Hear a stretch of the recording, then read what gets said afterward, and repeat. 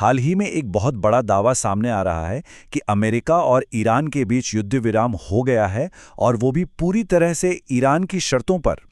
आज हम इसी दावे को समझने की कोशिश करेंगे कि हमारे सोर्स मटेरियल में आखिर कहा क्या गया है। तो ये है वो लाइन जो इस पूरे मामले की जड़ है। सोर्स के मुताबिक ये सिर्फ एक बयान नहीं है, बल्कि एक ऐसा मोड़ है जो मिडिल ईस्ट में पावर के पूरे समीकरण को बदल सकता है। तो चलिए और गहराई में उतरते हैं और देखते हैं कि सोर्स आखिर कह क्या रहा है। तो कहानी की शुरुआत होती है एक दावे से कि ईरान की जो सुप्रीम नेशनल सिक्योरिटी काउंसिल है, उसने 10 शर्तों का एक फॉर्मूला रखा, और सोर्स का कहना है कि अमेरिका ने उसे जस का तस मान लिया है। यही इस पूरी बातचीत का सेंटर पॉइंट है। तो ये सिर्फ कोई आम समझौता नहीं है। सोर्स इसे ईरान के लिए सबसे बड़ी स्ट्रैटेजिक विक्ट्री कह रहा है। अब ये बहुत बड़ा दावा है ना? तो सवाल ये उठता है कि भाई इन शर्तों में ऐसा भी क्या है जो इसे इतनी बड़ी जीत बना देता है।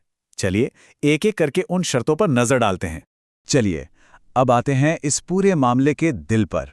वो कौन सी 10 शर्तें हैं जिन्हें सोर्स के मुताबिक ईरान ने सामने रखा और अमेरिका को मानना पड़ा? देखिए, लिस्ट तो काफी लंबी है, लेकिन इसमें कुछ शर्तें तो ऐसी हैं जो सच में चौंकाने वाली हैं। जैसे अमेरिकी सेना की पूरी तरह से वापसी, लड़ाई में हुए सारे नुकसान का हर्जाना, और शायद सबसे बड़ी बात, हॉर्मुज़ स्ट्रेट पर पूरा का पूरा कंट्रोल।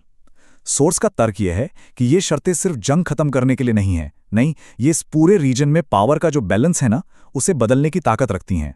इन 10 शर्तों में से एक शर्त है जो सबसे ज्यादा ध्यान खींचती है, और वो जुड़ी है हॉर्मुज़ जलडमरू मध्य से। सोर्स के मुताबिक ये अब सिर्फ एक समुद्री रास्ता नहीं, बल्कि एक तरह का आर्थिक और स्ट्रेटेजिक टोल बूथ बनने वाला है। तो सवाल यह है कि ये हॉर्मुज़ स्ट्रेट आखिर इतना जरूरी है क्यों? आप इसे ऐसे समझिए कि ये दुनिया की सबसे बिजी शिपिंग हाईवे में से एक है। दुनिया का जो ज्यादातर तेल है वो यहीं से गुजरता है। तो जाहिर सी बात है, जिसके हाथ में इस रास्ते का कंट्रोल होगा, उसका दुनिया के व्यापार और एनर्जी मार्केट पर सीधा सीधा असर होगा। तो अब आते हैं उस टोल पर जिसकी बात हो रही थी। सोर्स के मुताबिक ईरान यहां से गुजरने वाले हर एक जहाज से $20 लाख यानी इंडियन करेंसी में करीब 18.5 करोड़ रुपए का ट्रांजिट चार्ज लेगा। और ध्यान दीजिए, ये सिर्फ एक जहाज की बात हो रही है। जरा सोचकर देखिए कि यहां से रोजाना कितने जहाज गुजरते होंगे।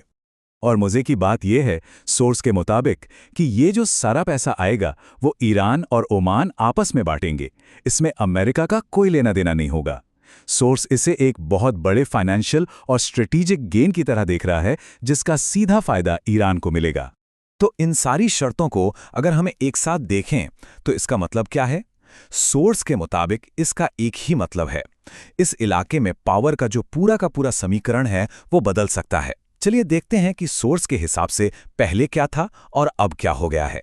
तो देखिए, एक तरफ वो सिचुएशन है जो पहले थी, मतलब अमेरिका की मिलिट्री मौजूदगी, ईरान पर लगे आर्थिक प्रतिबंध, और दूसरी तरफ वो सिचुएशन है जिसका दावा किया जा रहा है, यानी अमेरिकी सेना की वापसी, सारे प्रतिबंध खत्म और हॉर्मुज़ पर ईरान का कंट्रोल।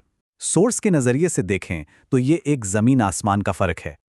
अब अपने इस दावे को और मजबूत करने के लिए सोर्स एक और चीज का जिक्र करता है। वो है पूर्व अमेरिकी राष्ट्रपति डोनाल्ड ट्रंप का एक सोशल मीडिया पोस्ट। सोर्स का मानना है कि उस पोस्ट में इन 10 शर्तों का जिक्र होना ही अपने आप में एक इशारा है कि अमेरिका इन शर्तों पर ना सिर्फ विचार कर रहा था, बल्कि शायद मान भी चुका था।